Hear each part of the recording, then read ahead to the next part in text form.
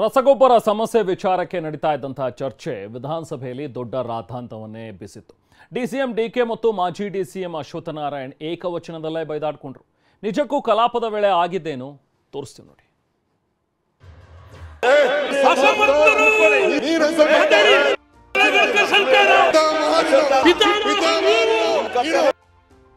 ವಿಧಾನಸಭೆ ಕಲಾಪದಲ್ಲಿ DCM versus ಮಾಜಿ ಡಿಸಿಎಂ ಏಕವಚನದಲ್ಲೇ ಬೈದಾಡಿಕೊಂಡ ಡಿಕೆ ಅಶ್ವತ್ಥನಾರಾಯಣ್.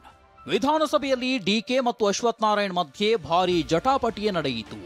ರಸಗೊಬ್ಬರದ ಸಮಸ್ಯೆ ಬಗ್ಗೆ ಆರಗ ಜ್ಞಾನೇಂದ್ರ ಪ್ರಸ್ತಾಪಿಸಿದ್ರು. ರಾಜ್ಯದಲ್ಲಿ ರಸಗೊಬ್ಬರ ಸಿಕ್ತಿಲ್ಲ ಅಂತ ಒದ್ದಾಡಿದ್ರೆ ಕೇರಳಕ್ಕೆ ಲೋಡ್ ಹೋಗ್ತಿತ್ತು ಅಂತ ಆರಗ ಆರೋಪಿಸಿದ್ರು. ಇದಕ್ಕೆ ಆಕ್ಷೇಪಿಸಿದ ಕೃಷಿ ಸಚಿವ ಚೆಲುವರಾಯಸ್ವಾಮಿಗೆ ನೀವು ದೊಡ್ಡ ಸತ್ಯವಂತರ ಅಂತ ಅಶ್ವತ್ಥನಾರಾಯಣ್ ಪ್ರಶ್ನಿಸಿದ್ರು. ಇದೇ ವೇಳೆ ಶಾಂತವಾಗಿ ನಡೆಯುತ್ತಿದ್ದ ಚರ್ಚೆ ಏಕಾಏಕಿ ಬಿಸಿ ಏರಿತು. ಸ್ಮಾರ್ಟ್ ಮೀಟರ್ ವಿಷಯವನ್ನ ಪ್ರಸ್ತಾಪಿಸಿ ಸಚಿವ ಜಾರ್ಜ್ ಮೇಲೆ ಅಶ್ವತ್ಥನಾರಾಯಣ್ ಮುಗಿಬಿದ್ರು. ಜಾರ್ಜ್ ಅಸಮರ್ಥರು, ದಮ್ಮಿಲ್ಲದೆ ಉತ್ತರ ಕೊಡಲು ಆಗದೆ ಓಡೋಗ್ತೀರಿ ಅಂತ ಅಶ್ವತ್ಥನಾರಾಯಣ್ ವಾಗ್ದಾಳಿ ನಡೆಸಿದ್ರು. ಈ ಮಾತು ಆಡಿದ್ದ ತಡ ಡಿಕೆ ಶಿವಕುಮಾರ್ ಫುಲ್ ಗರಂ ಆದ್ರು.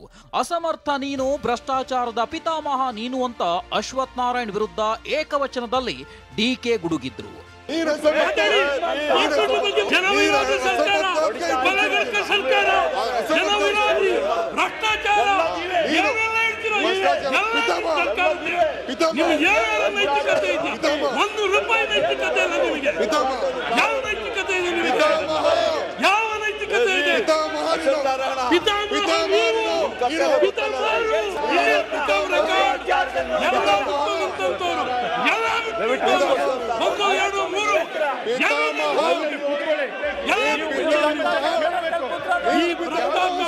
ಗದ್ದಲ ತಾರಕಕ್ಕೆ ಏರುತ್ತಿದ್ದಂತೆ ಸ್ಪೀಕರ್ 5 ನಿಮಿಷಗಳ ಕಾಲ ಕಲಾಪ ಮುಂದೂಡಿದ್ರು.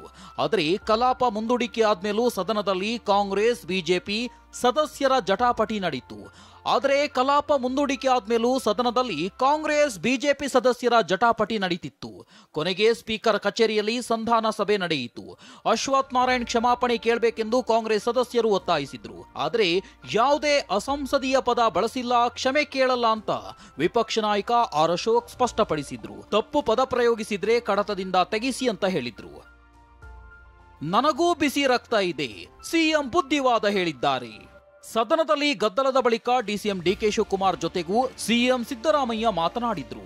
ಇದರ ಬಗ್ಗೆ ಪ್ರಸ್ತಾಪಿಸಿದ ಡಿಕೆ ಶಿವಕುಮಾರ್, ನನಗೂ ಬಿಸಿ ರಕ್ತ ಇದೆ, ಆ ಬಿಸಿ ರಕ್ತ ಎಲ್ಲಿ ಬಳಸಬೇಕೋ ಅಲ್ಲಿ ಬಳಸ್ತೇನೆ. ಜಾರ್ಜ್ ಹಿರಿಯರು ಅವರಿಗೆ ಅಸಮರ್ಥ ಅಂದಿದ್ದು ಸರಿಯಲ್ಲ ಅಂತ ಅಸಮಾಧಾನ ವ್ಯಕ್ತಪಡಿಸಿದ್ರು.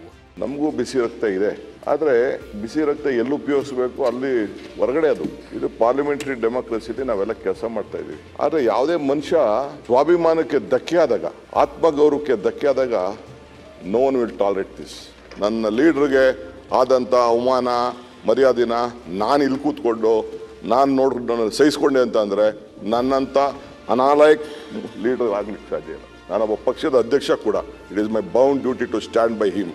ಸದಸ್ಯರಿಗೆ ಪಾಠ ಮಾಡುವ ವೇಳೆಯೇ ಸಿಎಂ ಸಿದ್ದರಾಮಯ್ಯ ಕೇಂದ್ರ ರಾಜಕೀಯಕ್ಕೆ ಹೋಗುವ ವಿಚಾರವನ್ನ ವಿಪಕ್ಷ ನಾಯಕ ಆರ್ ಅಶೋಕ್ ಪ್ರಸ್ತಾಪಿಸಿದ್ರು. ಇದಕ್ಕೆ ಪ್ರತಿಕ್ರಿಯಿಸಿದ ಸಿಎಂ, ನಾನು ಇಲ್ಲಿರೋದು ಇಷ್ಟ ಇಲ್ವಾ, ನನ್ನನ್ನ ಕಳಿಸ್ಬೇಕು ಅನ್ಕೊಂಡಿದ್ದೀರಾ? ಹಿಂದೆ ನಮಗೆ ಸಂಸತ್ಗೆ ಹೋಗ್ಬೇಕು ಅನ್ನೋ ಒಲವಿತ್ತು, 2 ಸಲ ನನ್ನ ಜನ ರಿಜೆಕ್ಟ್ ಮಾಡಿದ್ದಾರೆ, ಈಗ ಸಂಸತ್ಗೆ ಹೋಗುವ ಆಸೆ ಇಲ್ಲ ಅಂದ್ರು.